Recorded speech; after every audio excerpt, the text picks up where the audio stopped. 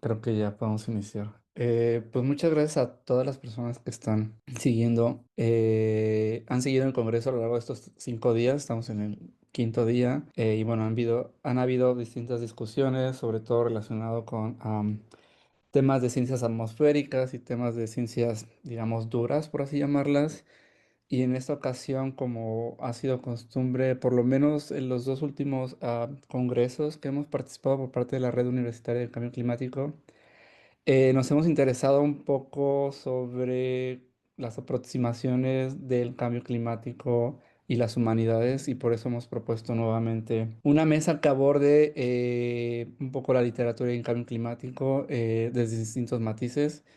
Y para ello hemos invitado, bueno, a una serie de personas que de alguna manera han estado trabajando los temas y que creo que abona mucho a la discusión que se puede hacer desde la literatura y los temas ambientales, y en particular de cambio climático. Le voy a dar la palabra a la primera presentadora, que tengo el gusto, que agradezco que haya aceptado participar, que es María Paula Lizarazo, y voy a leer un poco sobre su semblanza académica. Ella es estudiante de segundo año del doctorado en literatura hispánica de la Universidad de Stony Brook en Nueva York, e investiga producciones culturales latinoamericanas y amazónicas que abordan el extractivismo y la memoria. Antes de comenzar sus estudios doctorales, trabajó como periodista ambiental en redacciones de Colombia y Brasil. Y bueno, pues muchas gracias, María Paula, por estar aquí y adelante. Gracias, Darío, y bueno, buenas tardes a todas y todos. Gracias por este espacio. Pueblos indígenas ribereños Bora, Huitoto, Muinane y Ocaina realizaron entre 2012 y 2014 una cartografía de las áreas afectadas por la gran explotación del caucho en la zona de La Chorrera y el resguardo predio Putumayo en la Amazonia colombiana. Después de reconocer los territorios abandonados que fueron estaciones de tortura y de extracción, tuvieron una ceremonia ritual de sanación de las comunidades sobrevivientes y de los territorios afectados. Finalmente, jóvenes de los cuatro pueblos escribieron sus testimonios del proceso, actualmente compilados en el tomo Una tribu cosmopolita, Memoria de la gente de centro, de la Biblioteca Borage. Los jóvenes que escribieron los testimonios son descendientes de víctimas del etnocidio cauchero, y como dicen Marcela Quiroga y Patrick Morales, los académicos que introducen el tomo, lo esencial del proceso fue entender cómo la memoria de la explotación del caucho ha sido articulada al interior de las cosmogonías indígenas. En esta presentación me ocupo de dichos testimonios, entendiendo las resistencias de estos pueblos como un contrapunteo de las dinámicas coloniales persistentes en la Amazonia. Pretendo sondear de qué forma la memoria que surge de la selva y los dispositivos de memoria indígena pueden proponer horizontes post-extractivistas de recuperación ecológica y preservación de la memoria misma en el contexto contemporáneo del antropogénico cambio climático y en una región en la que confluyen tanto las presiones ambientales como la regeneración autónoma de la selva. En uno de los primeros dibujos que acompañan los testimonios previo a que se narre la histórica llegada de los caucheros a la chorrera, Lorenzo Yoabore Guacheneje, del pueblo Muinane, dibuja el río Igaraparaná rodeado de nada, una alusión al silencio, como una imagen de los testimonios de Manuel Sueche y Juan Carlos Gitoma, entre otros, que cuentan lo que pasó después de las caucherías. El silencio estremeció la selva, la tierra, el llanto de la naturaleza. Después de eso, también quedó espantosa la selva. El silencio a lo largo del tomo es la representación del despoblamiento y la desaparición de decenas de clanes y sus lenguas. El silencio es también la decisión de los sobrevivientes y su descendencia de no hablar del tema. Este va apareciendo entonces como una memoria que fue transmitida y un síntoma del daño ecológico. Los territorios abandonados dejaron de ser escuchados en yuxtaposición con el abandono de los cuatro pueblos de no volver a pasar por esas memorias. Las cosmogonías, formas de gobierno y actividades productivas de los cuatro pueblos se encuentran depositadas en canastos simbólicos de conocimiento, a los cuales se puede acceder a través de plantas sagradas en ceremonias chamánicas. El canasto de las tinieblas, la maldad o la tristeza solía contener los eventos de las caucherías. Tras el ejercicio que vengo contando y que fue realizado con el Centro Nacional de Memoria en Colombia, estos se depositaron en el canasto de la abundancia o de la vida, vinculado al futuro colectivo de las comunidades, una operación que ellos denominan endulzar la palabra. De acuerdo con Isaac Siake, antes el pueblo caína estaba bien organizado y unido. Toda la gente gozaba de la libertad y su trabajo en el territorio. No les faltaba nada, tenían lo necesario para vivir miles de años como cultura. Cuando llegaron a colonizarlos con la cauchería, este orden empezó a caer. El pasado, como el que narra Siake, no es equiparable a fragmentos de narraciones históricas, sino que, como dice la introducción de Quiroga y Morales, se integra de manera global al interior del registro mítico que revela los eventos del pasado, el presente y el futuro. El acto de volver a pasar por los territorios para recuperar una cartografía de las áreas en las que operaron las caucherías, así como el de volver a contar lo que ocurrió, se resignificó por medio de lo que Jens Andermann denomina memoria chamánica de la selva, prácticas propias de la cosmología amazónica que permiten a los chamanes invocar los diferentes planos, capas, niveles que sostienen la selva como una entidad viviente amalgamada. En palabras de Juan Duquesne, los mitos amerindios ejemplifican que, cito, el pensamiento no es una actividad exclusiva del llamado sujeto pensante, sino un efecto del territorio en el que ese sujeto participa junto con otros agentes, actores que constituyen y son ellos mismos el territorio. El pensamiento es una fuerza material poderosa pero sutil, generada y estructurada por las redes constitutivas de determinado territorio. Cierro cita. A través de la memoria chamánica, los abuelos, sabedores, médicos o chamanes entran en interacción con espíritus maestros, tal como Pedro Favarón ha acuñado el término, o con los no corporales modos de sentir y saber, como los explica Santos Granero, que, en palabras de Duquesne, son parte del régimen de lo invisible propio del animismo amazónico. En los sistemas de conocimiento de estos cuatro pueblos, estas prácticas mantienen en equilibrio la vida en la selva. Evidentemente, se trata de una comprensión de la memoria distinta a la vinculada con los derechos humanos, los procesos transicionales y postdictatoriales en América Latina, aunque no es irrelevante que todo el proceso en cuestión se desarrollara junto a un Instituto Estatal de la Memoria, en un momento clave del acuerdo de paz entre el gobierno y las FARC. En la ceremonia ritual, los episodios históricos de los que dan cuenta los testimonios del tomo se transformaron al pasar de un canasto a otro, como un eco de la memoria chamánica de la selva y una metamemoria de un gesto contracolonial que tuvieron autoridades indígenas durante las caucherías. Julia Chaigua, del pueblo Bora, lo cuenta así. Los jefes sabedores, quienes manejaban la espiritualidad, se dieron cuenta de que se estaban acabando los indígenas. Por esta razón, comenzaron a ahuyentarse al interior de la selva de miedo. Mediante el trabajo espiritual, personas del mismo clan llamaban a los familiares con el fin de formar una cuadrilla para enfrentarse a los blancos. Durante el siglo XX, como herencia de las oposiciones decimonónicas entre civilización y barbarie, la Amazonia fue representada en la literatura como una geografía violenta, hostil y devoradora. Contrario a estas representaciones, estos testimonios colectivos de hechos ocurridos en el mismo siglo dan cuenta de una geografía otra en la que fue posible la sobrevivencia chamánica de la selva misma. Primero, a través del trabajo espiritual, con el que los sobrevivientes resistieron y se adentraron en la selva. Segundo, muchas décadas y hasta siglos después, a través de la ceremonia de los canastos. Y tercero, a través de los testimonios de los jóvenes que escucharon y escribieron sobre la llegada de los caucheros, las violencias a las que fueron sometidos sus antepasados y la resignificación de ese pasado histórico colonial. Durante los tres momentos, propongo yo, no operó sino una política de la escucha para atender el llamado espiritual de ahuyentarse en la selva y la escucha de los jóvenes transmutada en los testimonios posible por la ceremonia de los canastos. Dicho sea, dispositivos de la memoria chamánica permitieron endulzar la palabra para que esos episodios se resignificaran en el canasto del futuro colectivo. La memoria aquí es posible por las vías de la escucha que la revitalizan y que en el tiempo cosmológico superan las propiedades fisiológicas de la escucha de lo audible. Lo colectivo, ha dicho Gabriel Giorgi, es multiplicidad de mundos aurales. La potencia de la escucha es que, cito, está siempre en estado de reorientación.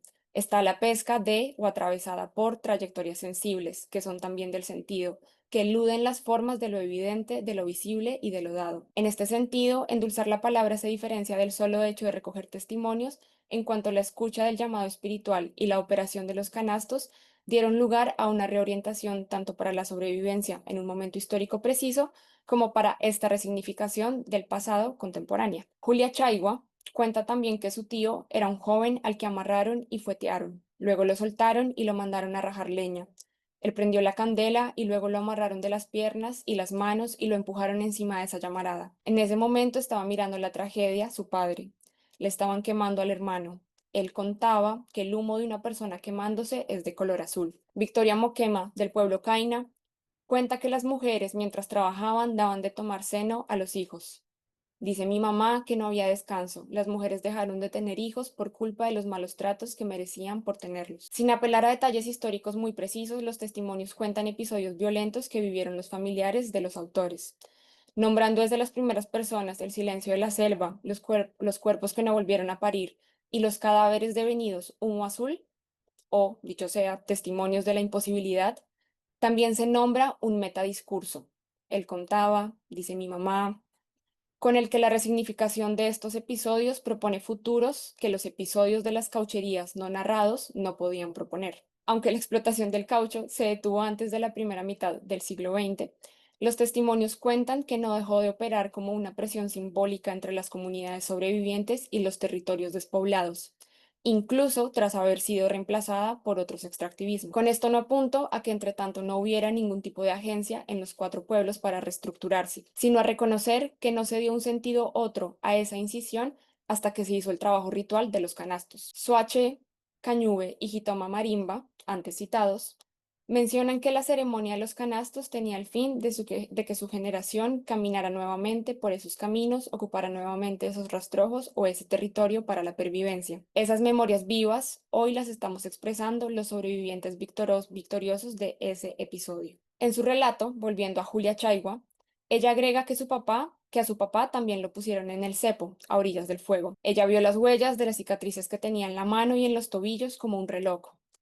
Eso era del cepo que les dejaba una herida que les desprendía el cuero. Algunas partes de la mano, los pies, la cara y la espalda eran de color blanco. Si seguimos a Maristela Svampa, en que la dimensión histórico-estructural del extractivismo está vinculada a la invención de Europa y la expansión del capital, asociada a la conquista y el genocidio, el extractivismo en América Latina es así de larga data, podemos preguntarnos hasta qué punto el etnocidio en sí puede leerse como un extractivismo, partiendo de que las víctimas fueron una de las partes del proceso sistemático de la incisión del látex de los árboles y quienes sobrevivieron quedaron marcados con cicatrices que evocan ese desprendimiento de las cortezas. En un relato escrito por Leonor Manaideke del pueblo Huitoto, ella cuenta que lo que le alcanzaba a traer de caucho uno o el otro era cada vez más poquito. Cuando traían poca cantidad, el capataz ordenaba a los muyay agarrarlos y amarrarlos de pies y manos para luego sujetarlos en un palo. Los muyay eran los indígenas que colaboraban con los caucheros. Los azotaban y ellos gritaban. Entre tanto, prendían la candela. Cuando ya estaba ardiendo, como cuando se quema una chagra, los subían en el muro, los empujaban al fuego, soltándolos del amarre que los sujetaba al palo, pero manteniéndolos amarrados de pies y manos. Aquí leo el fuego en dos sentidos paralelos, describiéndolo como un elemento del etnocidio. Maneideke hace un símil de su uso en una de las prácticas tradicionales de la Amazonia, las chagras. Estas son huertas de producción alimentaria desarrolladas bajo rotaciones estacionarias y procesos de cuidado de tierra que involucran el fuego. Para la ciencia occidental, las chagras son una de las prácticas que mantienen la selva amazónica en pie pese a la devastación actual. Continúa Manaideke contando que asimismo hacían con los otros y ellos gritaban hasta volverse carbón. La violencia sistemática con que se quemaron los cuerpos integró el complejo de acciones de las compañías caucheras, que se transformó en dióxido de carbono liberado a la atmósfera, uno de los cientos de motivos para que a inicios del siglo XXI empezara a reducirse la capacidad de la Amazonia de absorber CO2, un factor que sabemos fundamental en el apaciguamiento del antropogénico cambio climático.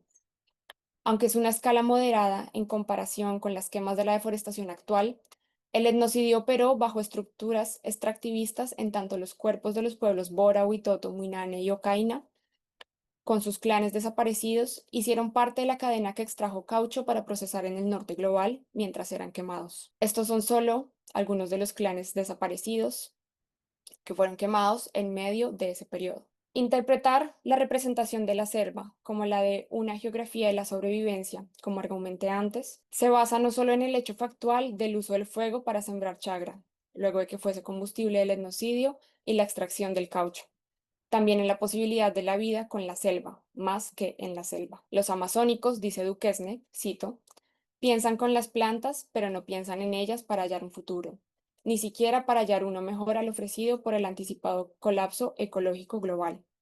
En el contexto amazónico, las plantas son maestras ancestrales que remiten a otra realidad del tiempo, una ontológicamente anterior a la secuencia unidireccional pasado, presente, futuro. Que algunas comunidades retornaran a sus territorios significó la revitalización ecológica de la selva que había quedado hecha rastrojo, a través del conocimiento de la chagra. Como ha evidenciado el trabajo de Pablo Tavares, la naturaleza del bosque es en sí misma política. La Amazonia es el producto de arreglos socioespaciales que se sostienen gracias a y a su vez sostienen la vida del bosque. Propongo que estos testimonios contienen una estética post-extractivista, pues, siguiendo a Caroline Fornoff, ofrecen renovadas formas de pensar colectivamente sobre reapropiarse de los bienes comunes como el territorio y su memoria, posibilitando una multiplicación de sentidos y acciones que se alejan de la lógica extractivista de la sustracción. El tomo culmina con este relato de Lorenzo Joabore. Ahí llegó el primer blanco, ahí maltrataron a nuestros abuelos. Entonces las personas se acabaron, los clanes, algunos que desaparecieron, fueron, bueno, ahí los nombra. Sin embargo, como existía bastante gente, en la actualidad todavía existen algunos clanes. Se dice que los Aroni están en Suruay, pero se fueron por las orillas de los grandes ríos y no sabemos dónde están. Aquí no quedó nadie, los que se fugaron salieron por distintos caminos, todos salieron de acá, ahora ya somos muchos. Todo esto lo digo para que lo conozcan. Algunos clanes los exterminaron en el mismo territorio, otros murieron en el Putumayo. Después de varios años, algunos lograron regresar y otros no. Estamos en el territorio donde nuestros antepasados nos dejaron, lo que digo es lo que sé y lo que conozco. Al inicio de esta presentación mencioné que Quiroga y Morales señalan que lo esencial del ejercicio fue entender la articulación de la explotación del caucho al interior de las cosmogonías. De los testimonios se desglosan potenciales de la escucha en este tiempo en el que, siguiendo a Svampa, el colapso ecológico ya llegó. Ahora, replanteo la cuestión centrándome en que estos testimonios, que son ecos de la memoria de la selva, conllevan acciones de revitalización de los ecosistemas palpablemente agredidos y de recuperación de una memoria arrasada, fungiendo estéticas de sentidos que interpelan la crisis climática en la Tierra y la justicia transicional en Colombia. Gracias. No, gracias a ti por tu presentación y por abonar a la discusión. Bueno, yo voy a presentar algo que... ay, no sé si se ve en la presentación, pero bueno, algo que he llamado como futuros disidentes, reconfiguraciones queer ante el colapso ambiental. Y básicamente lo que yo les quería platicar el día de hoy era frente a los discursos de colapso ambiental y como toda esta idea de fatalista y de clausura del futuro, eh, pues también pensar que hay otras narrativas que ofrecen otras vías de imaginación y de pensar futuros disidentes, ¿no?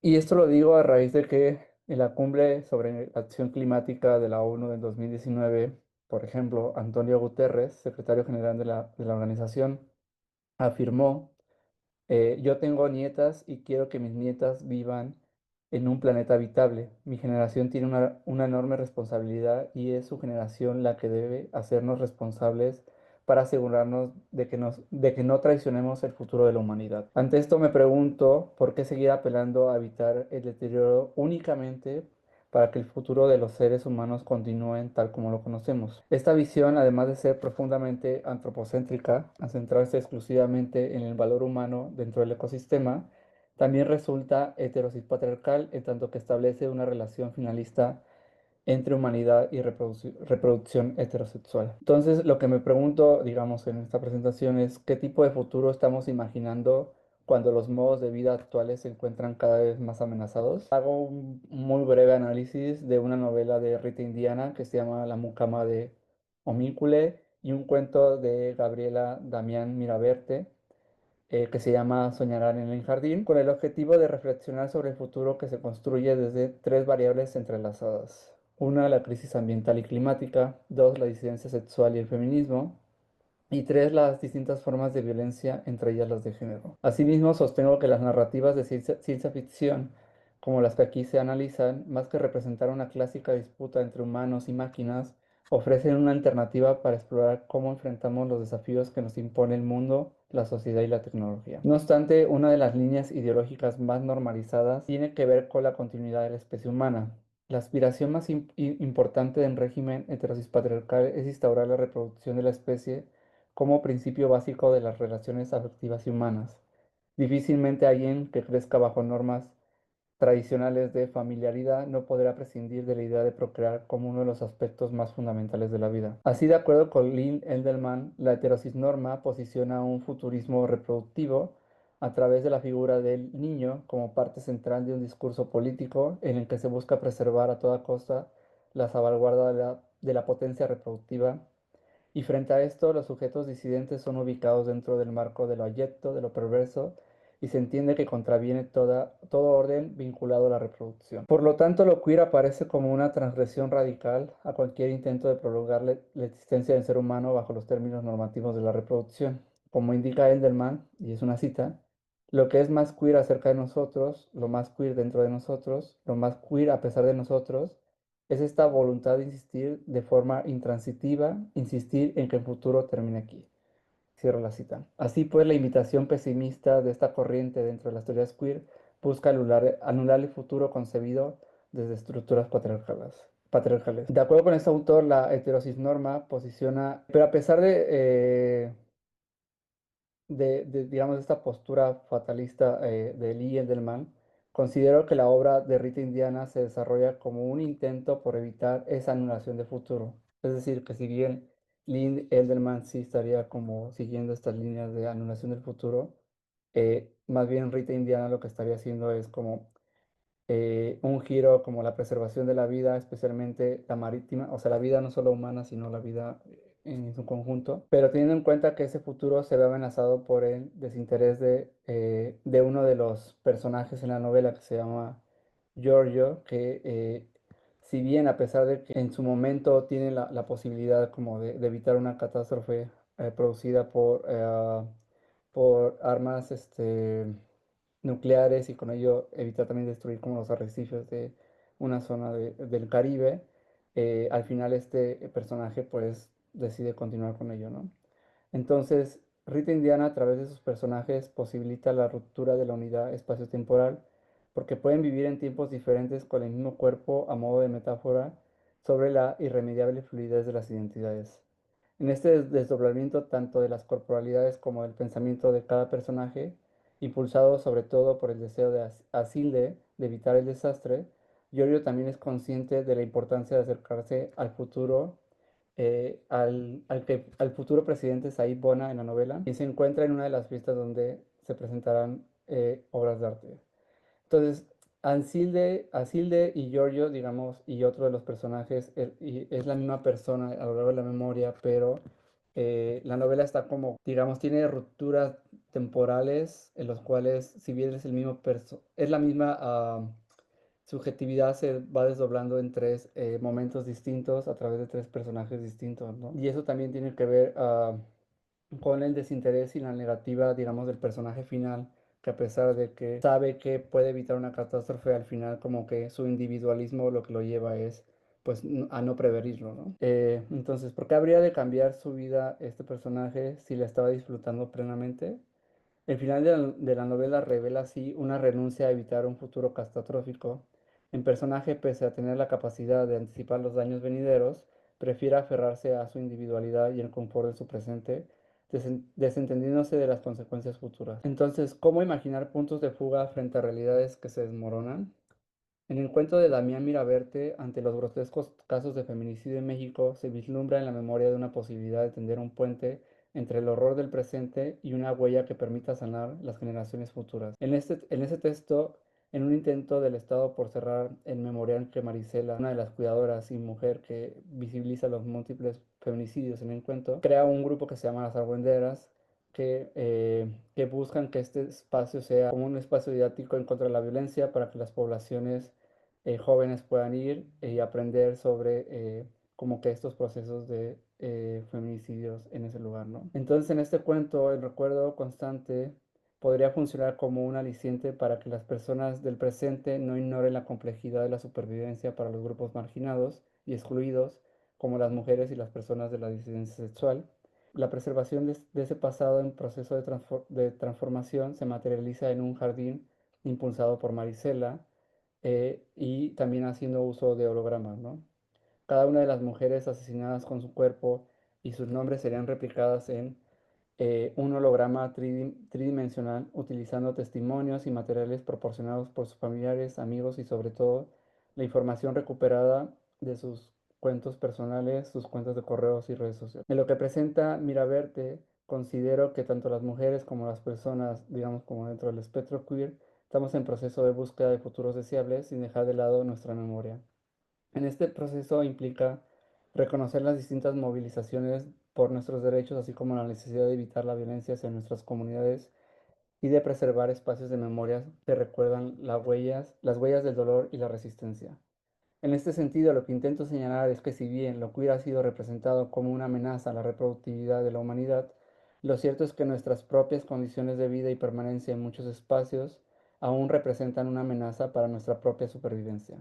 Me parece que, aunque lo queer pueda leerse como una latencia hacia la nulidad de la vida, es la humanidad en general la que ha acelerado dicho proceso, tal como aparece en la obra de Rita Indiana. A pesar de que el deterioro ambiental es evidente, muchas veces se opta por priorizar la individualidad y el bienestar inmediato, porque las cosas, por lo menos, ahora están bien, ¿no? Sin embargo, me inclino a pensar, junto con José Esteban Muñoz, que el entorno más adecuado para la disidencia y para las mujeres aún no existe, pero estamos en proceso de construirlo. Nuestro futuro en ese sentido estaría anclado a una memoria, como podría sugerir Miraverte, y a las penurias de nuestro presente. Habitamos el deterioro del planeta y de todos los organismos que lo componen, y la única forma de enfrentarlos a través de la colectividad y la construcción de futuros presentes deseables para la mayoría. Y luego hago, bueno, quisiera hacer en un poco tiempo que tengo como una reflexión sobre, pues digamos que las narrativas de ciencia ficción y cuál sería como la relación con temas ambientales, y para ello digo que las formas narrativas más comunes en las que se desarrolla la ciencia ficción suelen centrarse en la relación entre los grandes avances tecnológicos, la ciencia, la tecnificación y en el vínculo que hay con todos estos factores y los humanos, ¿no? Y los no humanos. Y a menudo estos relatos abordan relaciones tensas motivadas por el temor a un mal uso de las máquinas, a venganzas, a malas praxis eh, y bueno, como a más violencia, ¿no? Pero ¿qué ocurre cuando estos desarrollos ya no generan el mismo impacto que tuvieron en el pasado? Especialmente ahora, como refiere Giovanna Rivero y hablo cita, en que hacer material de la tecnología global va a una velocidad tal que ya no queda esa pausa, esa vacilación en la que todo el sujeto podía deslumbrarse ante lo nuevo, ¿no? Cierro cita. Considero que los impactos ambientales actuales, en gran parte resultado del cambio climático, han llevado a reflexionar sobre el carácter antropo de los seres humanos, ¿no? Como señala Rivero, las narrativas contemporáneas se interesan cada vez más en los daños derivados de la relación entre la humanidad y el planeta, más que en los conflictos entre seres humanos y máquinas. Se trata, según la autora, como la emergencia de una subjetividad humana consciente de su propia extinción, una subjetividad que por estar a la orilla opuesta de la supervivencia, habla más bien del desahucio. Quería señalar que ella propone un término que se llama antropoficción, pero más allá como de entrar al debate de la terminología, lo que me parece importante a lo que señala Rivero es que ya no es tanto, digamos, como el aprieto que nos tiene la tecnología, sino más bien los distintos problemas socioambientales que hacen que nuestras realidades y futuros sean más difíciles de afrontar, ¿no? Esencialmente producto del comportamiento humano, en buena medida de quienes poseen la mayoría de las riquezas y por ende contribuyen más al deterioro ambiental. En ese sentido, considero que en los textos de Indiana y Damián, la tecnología más que una fuente de producción de daños, es un artefacto que ayuda a los personajes y nos ayuda como humanidad, ¿no? Muy brevemente, en el caso de la mucama, Ansile utiliza una inyección que se llama Rainbow Bright, que le permite realizar una transición de sexo dentro de una estructura binaria, pasando de ser leída como una mujer a ser reconocido como un hombre. Lo más sugestivo es que el proceso al que se somete este fármaco está acompañado de una serie de poderes adquiridos a través de la religión yoruba, impulsados por su antigua jefa. Estos poderes lo adquiere mediante el contacto con una anémoda justo en el momento en que recibe la inyección. Y bueno, digamos que el personaje con esta inyección, además de que logra como hacer la transición que desea, también digamos que logra como transicionar en el tiempo, y por eso digamos en algún momento podría haber evitado como la catástrofe, aunque no se logró, pero digamos que ya no digamos es la tecnología lo que impide que o lo que trata de evitar que haya como una pérdida del ambiente, sino más bien la individualidad o el individualismo del ser humano, ¿no? Y en el caso de Ensoñará en el jardín, la relación entre humanos y tecnologías también es armoniosa, sin que exista un motivo claro de temor o preocupación. Los hologramas de las mujeres asesinadas se presentan como una forma en que los distintos visitantes, entre ellos distintos niños, puedan interactuar con las memorias de los feminicidios, ¿no? Esto se manifiesta en una parte en donde hay un niño que pues ve un holograma e interactúa con él y pues trata de abrazarlo, pero le dice que no puede porque pues como es un holograma es imposible, pero al menos digamos que queda como eh, este recuerdo, esta forma de memoria de los asesinatos y pues como una visión de tratar de evitar de que esto se siga reproduciendo. Y bueno, unas conclusiones que tengo muy rápido es, este breve análisis ha tenido como propósito reflexionar cómo se concibe el futuro en las obras de Rita Indiana y de Damián, aunque esta última no aborda explícitamente corporalidades queer, sí presenta mujeres que han sufrido los estragos de la violencia principalmente patriarcal. Considero que ambas narrativas nos permiten situarnos frente a una idea de futuro que anhelamos construir. Del mismo modo, aunque el cuento de Damián no trata directamente una problemática ambiental, sostengo que cualquier impacto ecológico que enfrenta la humanidad está íntimamente ligado a diversas formas de violencia, entre ellas los homicidios de personas de la disidencia sexual y de género, así como de mujeres sistemáticamente marginalizadas. Si bien Lee Enderman plantea que las personas queer deberían renunciar a cualquier proyecto de futuro reproductivo, por otro lado Muñoz sostiene que lo queer aún no ha sucedido y que en todo caso deberíamos construir un futuro deseado en el que puedan atenderse las necesidades de nuestras comunidades. La mucama de Homíncule presenta un escenario distópico en el que incluso con el conocimiento de las catástrofes ambientales venideras, una de las identidades que atraviesa el tiempo no logra evitar este colapso. Giorgio, el personaje, elige preservar su vida actual de aparente armonía con su esposa y su porción privada de playa antes que asumir una responsabilidad colectiva. Por su parte, en Soñará en el jardín, Marisela, una de las personajes, se propone no olvidar a las mujeres asesinadas a través del uso de hologramas. En este caso, la distopía se quiebra y se abre la posibilidad de prolongar la vida de otra forma. Como sostiene Roxana Rodríguez, y abro cita, la ecología del afecto es la posibilidad de pensarnos en otras dimensiones del ser, siendo incluso que ya estemos muertos, ¿no? Y cierro la cita. En ese sentido, estimo que el presente ha sido históricamente adverso y que el futuro probablemente lo será aún más para las personas pues de la disidencia y marginalizadas. Sin embargo, siempre existen puntos de fuga desde los cuales escapar de la opresión y ambas narrativas nos permiten situarnos en un lugar intermedio entre un futuro fallido y nuevas formas de imaginar y prolongar nuestra existencia. Y ahora voy a dar paso a mi siguiente colega, Georgie, que está ahí. Pero antes voy a leer tu semblanza para que sepan quién eres. Georgina Lastiri es profesora en letras por la Universidad Nacional de La Pampa y doctorada del programa de Latin American, Iberian and Latino Cultures de CUNY del Crowding Center en Nueva York. Forma parte de la red académica argentina Catatay, sorry, de diversos equipos de investigación de la Universidad Nacional de La Pampa. Colabora como asistente editorial en las revistas científicas Anclajes y LA Journal y actualmente su investigación doctoral se enfoca particularmente en la resignificación del desierto en la literatura regional pampeana, con especial atención al paisaje como imaginario territorial de disputa simbólica y como archivo de memorias históricas. Adelante, Georgie. Bueno, muchas gracias primero por la invitación. Voy a compartir pantalla. Eh, en el presente trabajo propongo una lectura comparada de Río Herido de 2020 de Daniela Catrileo y Canto Quetral 1 y 2 de 2008 y 2017 de Juan Carlos Bustriazo Ortiz, centrándome en las poéticas del agua como espacios de conflicto histórico, despojo ecológico y archivo territorial. Ambos textos, aunque inscriptos en geografías tradicionales culturales distintas, el Gualmapu en Chile en el caso de Catrileo y la provincia de La Pampa en Argentina en el caso de Bustrias Ortiz, comparten una sensibilidad hacia el paisaje como superficie de inscripción de la violencia colonial y el extractivismo contemporáneo. La figura del río, ya sea como cauce herido o como ausencia espectral, permite pensar una ecopoesía que no idealiza la naturaleza, sino que la inscribe como cuerpo doliente, memoria viviente y testigo de procesos históricos de desposesión. Había puesto como versos que me permitieron pensar este tema en unos versos de Juan Carlos Bustrias Ortiz, que dicen: no me prendas la flor del exterminio con el hijo salido de tu entraña, no me prendas la flor del exterminio con el ala punteada de tu ángel. Antes que nada quería decir que si bien los dos textos que cito fueron publicados en el 2008 y 2017, Juan Carlos Bustrias Ortiz escribió aproximadamente en la década del 60 y 70 en La Pampa. En Río Herido, Daniela Catrileo articula una poética que interrumpe las narrativas coloniales sobre el territorio, el cuerpo y la lengua, y que desborda la lógica binaria y extractivista propia de la modernidad occidental. Su voz poética no representa el paisaje como un objeto separado del sujeto, sino que lo vive como una extensión íntima y dolorosa.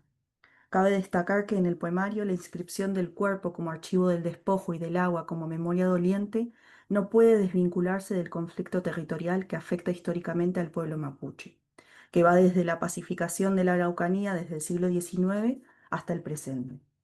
En la obra, el río no es metáfora de la vida naturalizada ni símbolo universal de fluidez, es más bien un cuerpo atravesado por la violencia histórica, un archivo doliente de la memoria mapuche, una herida abierta en el lenguaje. Cito: no hay pureza ni casa propia en el movimiento de las aguas. Habitar el corte, sentenciada la boca, rota la lengua. Fin de cita. En estos versos, el acto de hablar se entrelaza con el río y con la herida, es decir, no hay separación entre cuerpo, agua y palabra. Desde una perspectiva que excede los marcos ontológicos occidentales, Río Herido se inscribe en lo que Malcolm Ferdinand denomina una ecología decolonial, es decir, una forma de conocimiento que repara la doble fractura, ecológica y colonial, instaurada por el proyecto moderno capitalista en el que la naturaleza y la cultura se piensan como esferas separadas. A través de este gesto, Catrileo no busca restaurar una identidad esencial ni regresar a una totalidad originaria, sino poner en evidencia la fractura como condición de posibilidad de una nueva forma de enunciación. Este desborde epistémico que excede las formas dominantes de representación del paisaje en la literatura, en la poesía latinoamericana contemporánea, se inscribe en una cosmovisión mapuche y feminista en la que los límites entre cuerpo, territorio y lenguaje son porosos. Por ejemplo, uno de los recursos más potentes del libro es la articulación entre el cuerpo individual y la memoria colectiva. Cito: me hice un tajo en el vientre y con el dedo índice repaso, censura. La herida es nuestra evidencia. Fin de cita. De esta forma observamos que la herida no se clausura, sino que se explora, se habita, se convierte en archivo y al mismo tiempo tampoco se individualiza, sino que es colectiva, histórica y estructural. Esta estrategia reconfigura el cuerpo no como víctima pasiva, sino como superficie de inscripción política y epistémica que recupera el dolor ancestral y lo transforma en forma de conocimiento. En este punto puede leerse una resonancia con el planteo de Svampa sobre la necesidad de pensar nuevas formas de relación entre lo humano y lo no humano desde una crítica a los supuestos civilizatorios del mundo moderno capitalista. A lo largo de todo el poemario, el gesto de arrojarse al río o de cargar piedras para asegurar el descenso se repite. Meto piedras en mis bolsillos para asegurar el descenso, dice la voz poética. Este acto, que podría leerse desde una lectura occidental como deseo de muerte, adquiere otro sentido en la lógica relacional del libro, ya que sumergirse en el agua no es desaparecer, sino retornar, reescribir y reactivar una memoria silenciada. Dicha imagen condensa lo que podría llamarse una poética de la inmersión. En vez de mirar el río desde afuera, la voz poética se sumerge, se hunde con él y desde allí escribe. El río no es solo tumba, sino madre, lenguaje, territorio vivo. Cito: el río es voz que no calla, que se abre en el lenguaje de las aguas. Fin de cita. Aquí el río se presenta como sujeto enunciador, como portador de una lengua que desafía la gramática hegemónica y al mismo tiempo en ese fragmento se subvierte la concepción del agua como materia muda o recurso natural y lo convierte en agente con lengua propia, capaz de narrar lo que la historia oficial ha silenciado. A su vez, la figura de la madre y de los ancestros aparece una y otra vez ligada al agua, al barro y a la sangre. Por ejemplo, cito: la base de todos tus muertos tiene un ciclo sobre el agua. Lamer piedras para alimentarnos, volver al barro para izar banderas del cabello. Fin de cita. Aquí la genealogía no se construye sobre monumentos, sino sobre ríos, piedras, cabellos, es decir, materiales orgánicos, perecederos y profundamente terrenales. La historia no está escrita en bronce, sino en cuerpos que se descomponen y en paisajes que se arrastran con la corriente. Y ahora paso a la obra de Bustriaso. La obra de Juan Carlos Bustriaso Ortiz es una de las más singulares de la literatura argentina del siglo XX. En ella, el lenguaje poético no se limita a representar un territorio, sino que lo encarna, lo canta, lo descompone y lo reinventa. En el universo bustraciano, el monte pampeano no es un fondo natural ni un decorado realista, sino un sujeto poético, una entidad viva en constante transformación, un territorio herido por la historia, la sequía y el silencio. En este marco, la figura del río, en especial su ausencia, aparece como una herida fundacional. La poesía de Bustriaso Ortiz se erige como un archivo lírico de la memoria hídrica y territorial de la Pampa y dialoga de forma potente con la crítica decolonial al extractivismo y a la ecología capitalista. En poemas como La Chilca, el río aparece como fuerza devastadora, pero también como una presencia espectral, señal de un tiempo perdido. El río no es símbolo de fertilidad, sino de violencia, es decir, no fluye como cauce vital, sino como amenaza, como boca que devora el monte y todo lo que vive en él. La chilca, un arbusto nativo pampeano feminizado, representa el cuerpo del territorio expuesto a una fuerza que lo arrasa. Sin embargo, esta violencia no es solo natural, sino también histórica, resultado de un proceso de intervención humana que ha desviado el curso del río Atuel y dejado a la región en una desertificación progresiva. Desde 1918, cuando la provincia de Mendoza, lindante con La Pampa, comenzó a construir represas y canales de riego en el río Atuel. Sin embargo, sin acuerdo con la provincia vecina, la cuenca inferior en el noroeste de La Pampa fue literalmente secada. A su vez, la construcción del dique en Ñubil en 1947 intensificó el corte y desde entonces el Atuel solo llega de forma intermitente o no llega en absoluto a la provincia pampeana. Esta intervención hídrica, basada en una lógica de aprovechamiento unidireccional del recurso, transformó a una región de humedales y montes frondosos en un desierto creciente, lo que devino en una tierra con extinción de especies locales, con salinización de los suelos y con abandono de tierras que antes eran habitables. Como recuerda Omar Lobos, el impacto fue también simbólico, ya que la ausencia del río trastoca las coordenadas no solo ecológicas, sino ontológicas de un territorio que había tejido con el agua una relación espiritual, productiva y estética. En este sentido, la población de esta región también fue desplazada o empobrecida por esta situación, ya que el territorio otrora húmedo y fértil se convirtió en desierto. Pero a diferencia de la épica nacional que construyó el desierto como metáfora de lo vacío, de lo que había que conquistar, Bustriaso escribe desde adentro del desierto no para conquistarlo, sino para hacerlo ir. En este sentido, la poesía del escritor pampeano nace precisamente de este territorio usurpado y desde esa herida. El río es una entidad espectral que ya no está, pero su ausencia pesa. En el canto de Guepín, figura central de su cosmogonía, el río reaparece como resonancia mítica, como voz antigua que ya no se escucha, pero que aún vibra en la tierra seca que se expresa a través de su Guepín, su mensajero, que es Bustriaso Ortiz. El Guepín no es un personaje, sino una entidad híbrida compuesta de espíritu, canto y residuo. Entonces, a través de una lengua que mezcla lo oculto con lo popular, lo castellano con lo mapuche, lo litúrgico con lo vegetal, Bustriaso construye un idioma del monte. Como advierte Lobos, este idioma no representa el monte, sino que lo produce y lo canta. Su radical invención léxica, su musicalidad oscura y su sintaxis rota son modos de inscribirse en un territorio que ha sido sistemáticamente excluido de los lenguajes oficiales de la nación. En este sentido, su poesía no solo tematiza el río ausente, sino también performa esa ausencia en el quiebre de la lengua. Y a modo de estos comentarios finales y conclusiones, para seguir pensando, ¿qué dice un río cuando ya no habla? ¿Que canta un cauce cuando su cuerpo ha sido desviado, cortado, drenado hasta el silencio?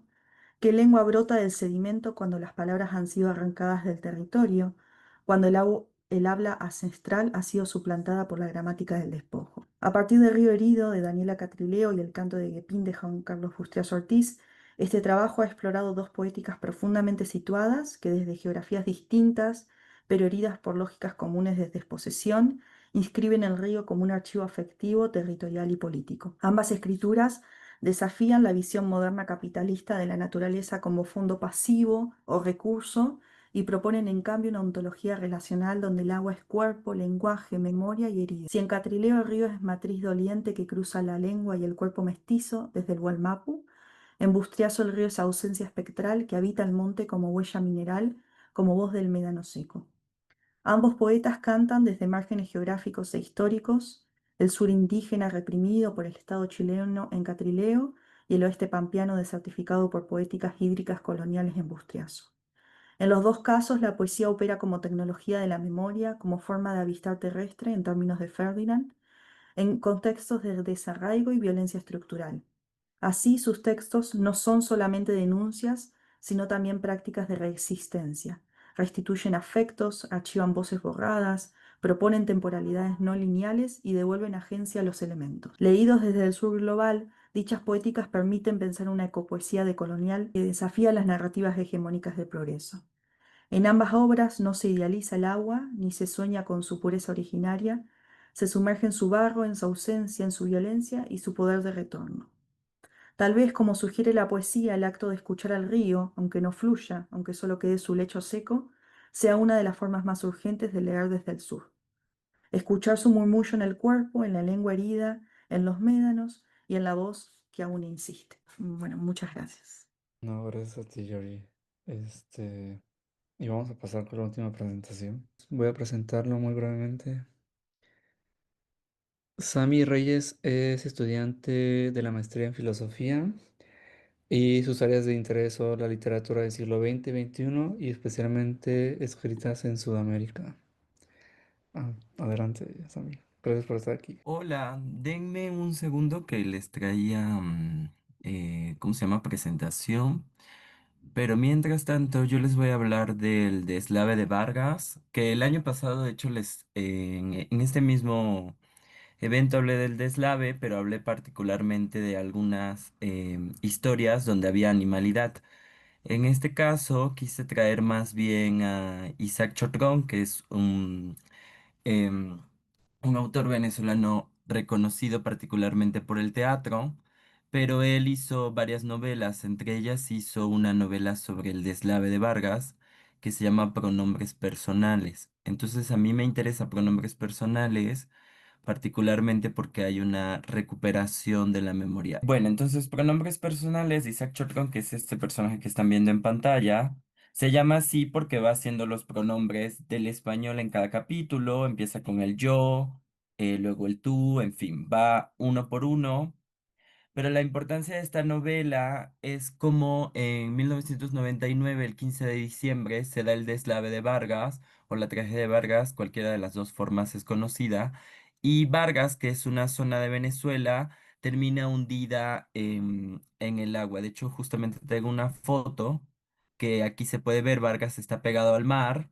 Y como ven un poco, se ve el barro que bajó de una de las montañas el 15 de diciembre. Para esto, el 15 de diciembre de 1999 se dan las votaciones para aceptar la nueva constitución del 99 que propone Hugo Chávez. Entonces sucede que las personas de Vargas pues no pueden ir a votar. Entonces no pueden ir a votar porque está lloviendo de maneras tan intensas que no hay manera de hacerlo. Entonces, en ese principio les voy a citar una parte que es del inicio, dice. Em, sí, esas primeras imágenes mostraban lluvias, derrumbes, lodazal, y ya el 16, desde las primeras horas de la madrugada, iban acompañadas de informaciones con más de 30.000 muertos y 90.000 damnificados. Así como las lluvias arrastraban todo, así crecía la magnitud de la tragedia, y el 16 se mencionaba centenares de muertos y miles de víctimas, con el mar arrastrando todo hacia la orilla.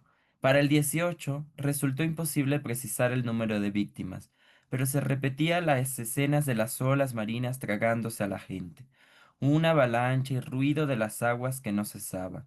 Si el martes 21 llegaban a 100.000 las víctimas, 2 días después eran 300.000 los afectados y a lo mejor, decían, 30.000 fallecidos. Luego, todo fue no mirarnos a las caras esa Nochebuena. Así iniciamos el tan esperado milenio y lo que ha venido después nos mantiene con los ojos abiertos. Y luego el personaje, que son varios personajes, algo que Isaac Chotron hace es la pluralidades de voces, menciona que la forma en que se solucionó el deslave fue la utilización política, es decir, el gobierno utilizó el deslave para beneficio de sí. Un beneficio que en verdad no fue tanto que el gobierno no hizo nada, sí hizo, pero lo utilizó para entonces beneficiarse en la posición pues del gobierno. Estaban haciendo un cambio de constitución, entonces implicaba que esta tragedia podía ser utilizada, por ejemplo, para dar damnificados, nuevos hogares, reivindicar la idea de que el gobierno está pendiente de, pero una de las quejas que hace Isaac Chotron y que ha hecho pues la crítica ecológica en Venezuela, es decir, que el deslave podía esperarse particularmente porque ya se habían anunciado lluvias torrenciales, pero por la situación política de las elecciones, las personas de Vargas no fueron pues movilizadas antes del deslave. Entonces, el deslave no era que se podía saber la magnitud, eso no se podía saber del todo, cuánto podía suceder, que por eso es una tragedia, pero sí se podía saber que iba a llover de maneras intensas y entonces movilizar a ciertos grupos, sobre todo los que estaban cerca de las montañas, los que estaban cerca del propio mar, para que no fueran consumidos en caso de que subiera las aguas o que hubiera un río que rompiera su cauce. Entonces, en ese sentido, lo que Isaac Chotron dice es que el problema de la política es cuando se utiliza posteriormente después de la tragedia y no se utiliza más bien previamente. Luego, pues yo titulé esta ponencia como Deslaves de la Memoria porque, por un lado, el deslave de Vargas ha sido utilizado, casi siempre se conmemora cuando sucede, pero las lluvias, particularmente en Venezuela, continúan. En zonas muy cercanas como Aragua, en los últimos años ha llovido de maneras torrenciales y se han visto como los ríos se desbordan y vuelven a producir pequeñas tragedias en ciertas localidades, pero la política ha sido simplemente la producción de damnificados y no más bien la producción de un desplazamiento de comunidades antes. Yo sé que es un poco complicado porque realmente pues desplazar una comunidad a otro lugar más seguro es muy difícil y pero sí la prevención de los desastres previo a los desastres, es decir, no tanto tener fondos para cuando suceden los desastres, sino qué hacer antes de. Una de las cosas que está en la novela que me interesa también es que cuando se da el desastre, muchas personas se quedan en el lugar. Entonces, el primer personaje dice, y comenzó el éxodo. Los que podían, porque tenían, y muchos otros sin poder o tener, comenzaron a irse al exterior, influenciados por la magnitud del desastre, por la delincuencia soberana en la vida diaria, y porque, valga la redundancia, veían y olían a sus pies aquella fruta hedionda que ahora les parecía el pronóstico más acertado sobre lo que sería ese futuro que antaño saboreamos por anticipado.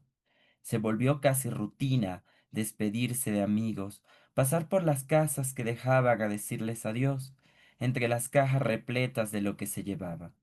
Algunos nos aseguraban que volverían, cuando mejoren las cosas, decían. Todos nos animaban a imitarlos. Y el personaje se pregunta, ¿por qué seguimos aquí? Cada cual debe tener su respuesta. Yo ofrezco la mía.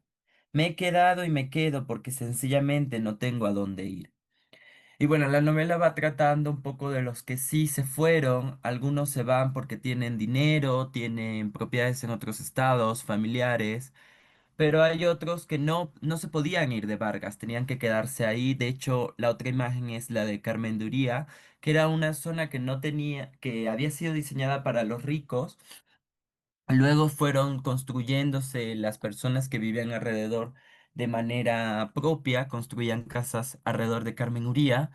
Cuando sucede el deslave de Vargas, estas personas no solo quedan damnificadas, sino que no pueden luego irse de Vargas porque no tienen dinero, no tienen a dónde ir, no tienen familias en otros estados. Y entonces sucede que estas personas quedan en un limbo que poco a poco el gobierno pues trató de reubicarlas, pero otras lo que hicieron fue reconstruir de los escombros lo que pudieron. Y luego en la novela pues se va diciendo, porque la novela llega hasta el 2021 cuando de hecho pasa lo de las Torres Gemelas, está mencionado. Y pues muchos viajan a New York. Hay que decir que en Venezuela New York era como una de las ciudades más queridas de, mm, de Estados Unidos, pero otras personas tienen que movilizarse internamente en el país y otras sencillamente quedan atrapadas en el deslave de Vargas y nunca son tomadas en cuenta. Hay un caso dentro, porque la novela no es todo del por sí tragedia, me interesaría rescatar una idea que está en la novela, que el deslave, la idea de deslave de la memoria también puede servir para el deslave de la identidad y la construcción de algunos personajes de una oportunidad para rehacer sus vidas. Algunos se divorcian, algunos se van a otros países, pero particularmente hay uno que bueno, en realidad no se sabe muy bien qué él quiere ser, pero digamos que él quiere viajar particularmente a Israel porque es judío o se quiere considerar a sí mismo judío, pero lo hace porque no quiere casarse. Entonces, como que trata de usar la religión de una manera como para mantenerse fuera de ciertas obligatoriedades pues de Venezuela en un sentido amplio. Entonces, ese personaje a mí me llama la atención porque el deslave, aunque es una tragedia, y él lo admite, le permite también preguntarse por su sexualidad, pero también le permite preguntarse por qué va a hacer consigo mismo. Entonces, bueno, hay una escena que está en un gimnasio. En ese proceso, él se pregunta justamente por qué se querría ir a Israel, y lo que dice es lo siguiente.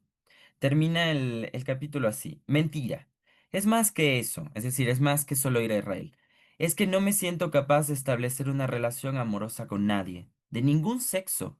Es como si me aterrara suponer que voy a acostarme con alguien. Razón tiene Agustín cuando me pregunta, por echarme broma. ¿Y en Israel vas a andar todo el tiempo con la gorrita en la cabeza? ¿Cómo es que se llama? Y yo le respondo, se llama Kipá, y ella es mi coraza.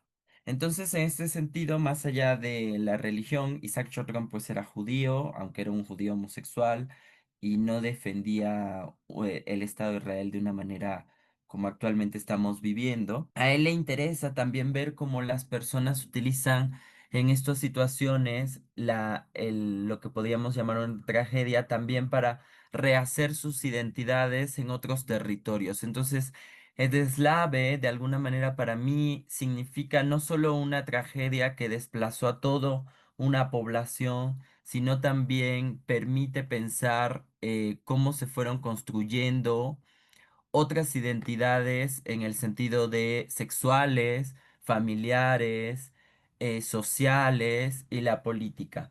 Entonces, en el caso de este personaje, él utiliza su religión pues para escapar de lo heteropatriarcal que se estaba produciendo en Venezuela y de toda una también idea de nación que se estaba construyendo, porque bueno, no voy a entrar en debates y en cuestiones sobre el socialismo del siglo XXI que se inaugura un poco con Chávez, pero sí se estaba construyendo una nueva idea de nación y de unidad. Entonces el deslave marca el siglo XX, termina el siglo XX y empieza con el siglo XXI, porque es de 1999. Luego, algo bien importante de la novela, que es lo que yo quisiera rescatar con la idea de deslave, es que finalmente el deslave borra Vargas vuelve a renovarse, y en este proceso de renovación, pues las políticas posteriores, pues dicen como de, bueno, ya, la tragedia pues fue superada, pero en la novela se da una idea de conciencia espiritual, la gente sigue cada vez que llueve, la gente que vivió el deslave, queda marcada por esa lluvia, por esas aguas, y constantemente cuando llueve tienen pues se les activa el terror de que vuelva a suceder una tragedia y que vuelvan a quedar damnificados y que se vuelva a utilizar entonces para hacer una política que más que reconstruir, simplemente produce damnificados y solo produce una ayuda temporal y no una transformación territorial. Entonces ahí hay una cosa entre las solidaridades que está en la novela, que es cómo finalmente las personas en las tragedias van constituyendo relaciones y esas relaciones van a la vez construyendo otros espacios de resistencia, como es la amistad, como es también el cambiarse de ciudad. Algunos usan el mecanismo del olvido, que lo recuerdan pero no lo hablan, tratan de silenciarlo. Pero la pregunta final es, ¿qué hacer entonces con la memoria de este tipo de situaciones pues terribles finalmente, como puede ser las lluvias y que actualmente lo estamos viendo no solo a nivel del siglo pasado, sino en el siglo XXI, pues constantemente vemos cómo las lluvias están borrando pueblos enteros. Entonces, para mí el deslave marca en Venezuela una urgencia de pensar el cambio climático, pero también pensar qué vamos a hacer con los territorios que se pierden y que en ese perderse se pierden comunidades enteras que estaban vinculadas entre sí. Entonces me parece que esta novela, algo que marca, que es la primera novela que escribe sobre el deslave, que es la primera novela en ese sentido que estaría marcando una nueva tradición. El año pasado pues yo hablé de otras novelas y de ciertos cuentos, como un cuento de Blanco que tiene animalidad. Pero pensar entonces qué estamos haciendo en la literatura con estos procesos y qué recuperaciones históricas estamos haciendo de momentos que ya sucedieron y no solo las utopías que podemos producir a futuro, porque algo que a mí me preocupa es pensar que el cambio climático está pasando en el siglo XXI, que es un problema del siglo XXI, y no más bien que ha producido damnificados desde el siglo XX y que las políticas no se han enfocado en realmente en producir territorios que no sean destruidos cuando esto sucede, porque finalmente las lluvias sí pueden ser previstas. De hecho, en un momento Isaac Chorgón menciona como ya había dado un terremoto anteriormente en el 67, si no me recuerdo, en Venezuela, y eso no se podía prever, pero en cambio las lluvias sí estaban previstas y no se hizo nada sino posteriormente a la tragedia. Entonces, tener una conciencia del pasado que pueda ser producida narratológicamente me parece un acierto en la A mí tradición mismo.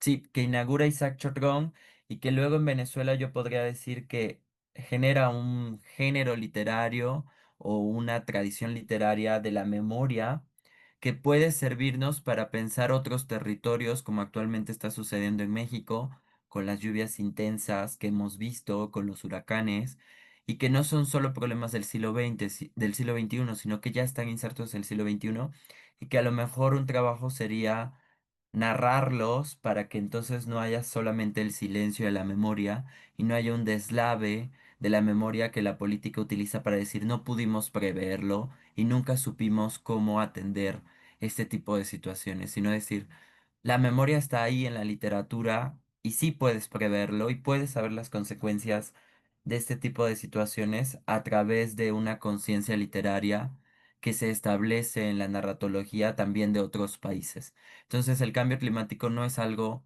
de tal o cual país, sino es algo que nos afecta a nivel humano y animal de forma internacional. Entonces, la conciencia literaria debe ser una conciencia más allá de las regiones y la conciencia del cambio climático debe ser una conciencia planetaria. Gracias. No, gracias a ti por tu intervención. Yo le quería preguntar a las tres, eh, en el orden que quieran, de acuerdo a lo que presentaron, es como, ¿de qué manera ustedes piensan que las obras literarias que abordan temas ambientales, en particular temas de cambio climático, contribuyen a construir una memoria colectiva sobre la crisis climática y cómo esto influyería o influye, o más bien, cómo la memoria influye a la hora de formar imaginarios futuros o imaginar el futuro? Em, Pensando en como en narrativas amazónicas, que es lo que más conozco, en cuanto a lo que preguntas de cómo esta memoria colectiva de la crisis influye a la hora de pensar imaginarios futuros, pues estaba pensando un poco en Donna Haraway y como esta onda de teóricas que están proponiendo modos otros de relacionarnos con seres no humanos y pensaría que la respuesta, o desde lo que he leído de la Amazonia, no es tanto en cómo imaginar un futuro alternativo al que estamos viviendo, de la crisis pues que ya estamos viviendo, sino cómo desde estas formas otras de relacionarnos, más que pensar en imaginar futuros, es pues en cómo atravesar la crisis en el presente. Y siento que ahí la memoria opera en términos de situarse hoy como en lo contemporáneo y desde ahí imaginar otros escenarios para lo contemporáneo. Bueno, un poco estoy de acuerdo con lo que dice María Paula y lo que dijo Sami al final me parece em, muy, o sea, muy acertado en pensar esto de que no es un problema que viene ni que surge en el siglo XXI, sino que viene desde antes. Simplemente es volver a los textos de antes y leerlos desde una perspectiva diferente. Por ejemplo, por eso a mí me parece interesante recuperar Bustrias Ortiz, un escritor que escribió en 1960, eh, que nunca ha sido leído desde esta perspectiva, y está ahí, eso está ahí, uno se pone a leerlo y es lo primero que encuentra, simplemente que muchas veces se permite como ponerse unos anteojos diferentes y obviar eso. Em, Creo que el tema de pensar una utopía siempre tiene la problemática de hasta dónde llegamos. Bueno, si tenemos la utopía, todos estamos en un parnaso y eso no tiene mucho sentido. Vivir en tensiones, me parece que sí es como algo que sucede. Yo creo que la literatura permite ver otros modos, de otras perspectivas. Esto, ponerse otros lentes y ver el mundo de forma diferente y ver respuestas en eso, eh, dependiendo cada uno de los lugares. Y creo que, como dijo Sami, es un problema internacional que muchas veces situarlo nos permite ver las relaciones que hay en todo el mundo. Puedo agregar Exacto. algo Ah, sí, sí, claro, sí, sí, sí. muy chiquito relacionado con lo que dice Georgina, es también pensar en esta cantidad de literatura contemporánea, como entendida en términos de ficción, pero también, por ejemplo, estos testimonios amazónicos de los que hablé hoy, que son textos que, pues, escritos actualmente, pero que vuelven a un pasado colonial, que es precisamente el génesis de la crisis contemporánea. Entonces, también por ahí podemos, pues, tener pues caminos sí, como caminos potenciales a explorar y entender otras formas de imaginar el presente. Y bueno, incorporando lo que decía María Paula y Georgie, creo que es importante la cosa de pensar también situadamente, por lo menos María Paula lo hizo desde su área, Georgie también, y bueno, creo que los tres hicimos, las tres hicimos desde cada uno, pero justo relacionarlo internacionalmente desde el pasado y no tanto hacer utopías que se produzcan desde la nada, sino pensar que sí se ha resistido y sí se ha producido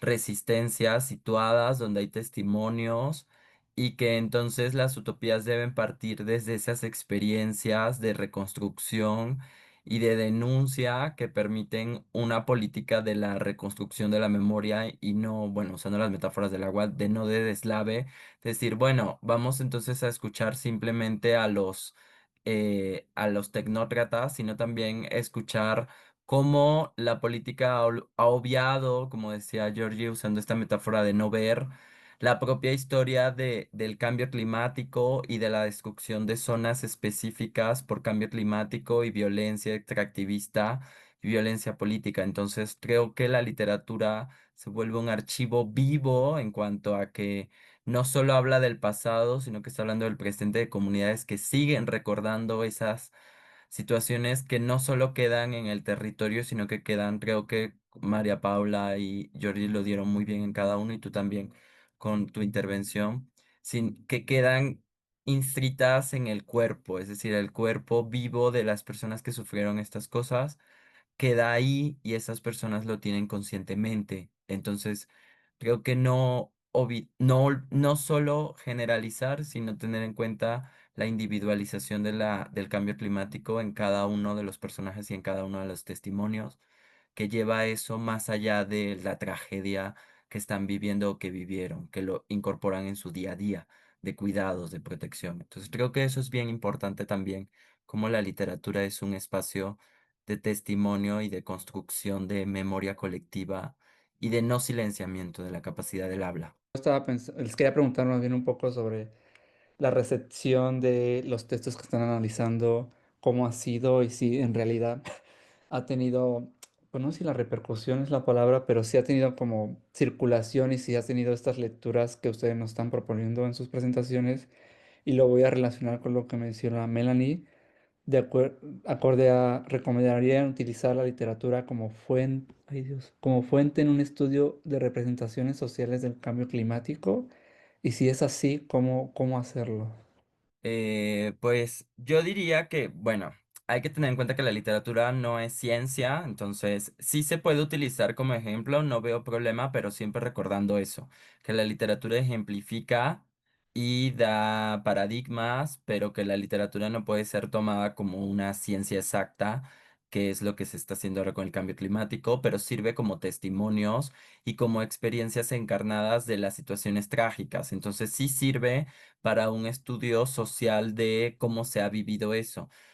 Y bueno, respondiendo a la pregunta de Darío, sí, yo, bueno, lo mencioné después de Isaac Chorrón, que es la primera novela del Deslave, se fueron produciendo varias literaturas. Entonces, por lo menos para Venezuela, el Deslave de Vargas produjo una tradición literaria que se puede ver en muchos autores de más o menos manera. Y en cuanto a pronombres personales, pues hay una situación actual que no es tanto de Isaac Chocrón, sino de, bueno, situaciones políticas de Venezuela, que ha impedido la lectura de venezolanos a nivel internacional más que algunos que otros.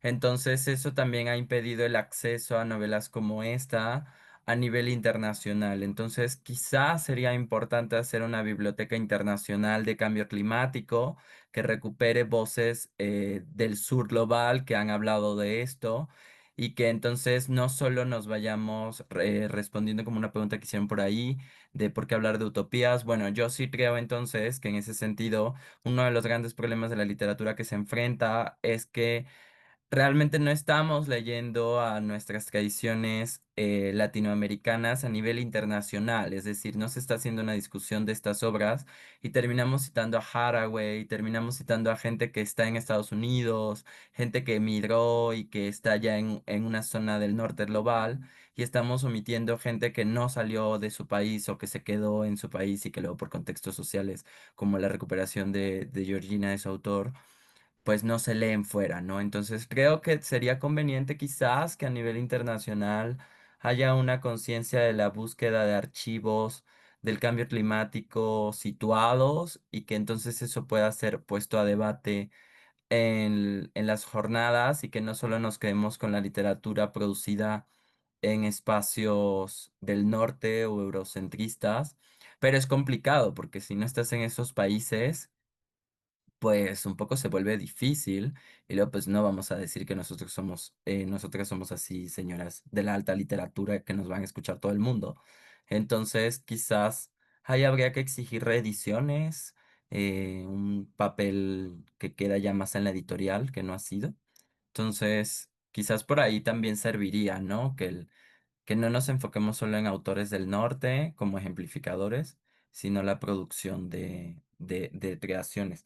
Yo por lo menos lo he intentado. Yo en mi casa sí tengo una biblioteca personal del Deslave y el año pasado por eso presenté varias cosas y este año volví a presentar porque me interesa recuperar esa memoria.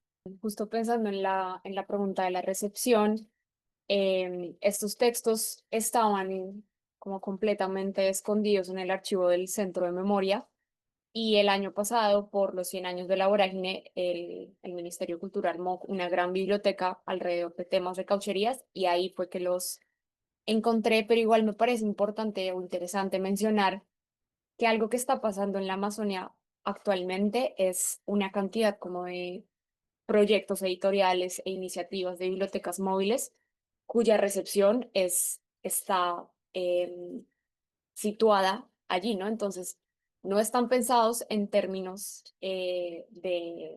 como comerciales y como otro tipo de literatura, sino que simplemente están buscando crear redes entre los territorios amazónicos y entre autores colectivos de la Amazonia. Entonces ahí también me parece que hay un gesto que desde los estudios literarios podemos empezar a pensar, pues en términos no solamente de estudiar como textos específicos, sino cómo se movilizan esas redes y qué pueden decirnos esas redes también frente pues a la crisis climática actual. relación a la pregunta que había en el chat, como fuentes, sí, creo que hay que pensar que la literatura, como dijo Sami, no es una ciencia, no es algo que representa el mundo, no es una mímesis, es algo que es ficción y no hay que olvidar eso, no es algo empírico, no, nunca puede haber, depende de cada autor.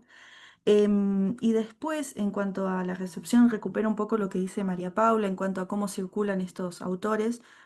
En mi caso, Daniela Catrileo sí es una escritora muy conocida, muy estudiada, que escribe en la actualidad, que a mí me sirve para relacionarlo con Bustrias Ortiz y traerlo. Bustrias Ortiz escribió en el 60, en el 70, en La Pampa, nunca salió de La Pampa, que es una zona como de muy poca importancia para el resto del país, porque no tenemos turismo, ganadería, no tenemos nada. Eh, y él sus poemas los relataba como en las payadas, que son como cuando se juntan a tocar la guitarra, y él ahí empezó a decir sus poemas, y con el tiempo eso se, se llevó al libro. Pero no se ha leído desde esta perspectiva y siempre desde una lógica un poco más de poesía estructuralista en cuanto a, bueno, de dónde viene esa lengua, qué relación hay con el mapuche y demás. Pero creo que, de vuelta, situar estos textos y también recuperar, bueno, ya sea escritores de la Amazonía que no son recuperados o un escritor en Venezuela que tampoco es leído en la actualidad, así como bestseller, creo que también permite pensar estos autores que están en fuga de lo que es hegemónico, ¿no? Y que también, Darío, vos recuperaste con Rita Indiana, que si bien son un poco más conocidos, pensar otros imaginarios.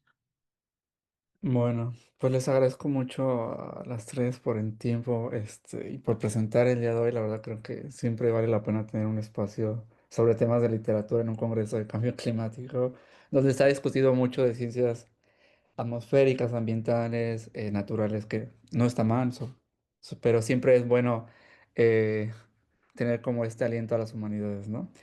Y quedaron ahí unas preguntas, si tienen tiempo, si quisieran, les invito a responderles ahí en el chat, si no, pues será en otra ocasión y pues nada. Pues digamos que cerramos el segmento de la Red Universitaria de Cambio Climático. Pues nada, muchas gracias.